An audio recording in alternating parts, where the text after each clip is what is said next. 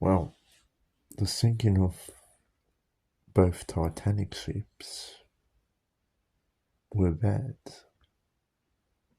There were horrible incidents in history because not just one ship sank, but two. This ship, but also its sister ship.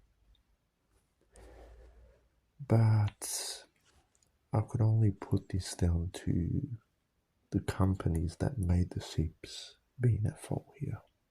Why? The first rule of making a big ship or a plane, whatever transport there is always include more than one life preserve, as in a boat. But obviously, this Titanic didn't have much lifeboats on it, which is the company's fault.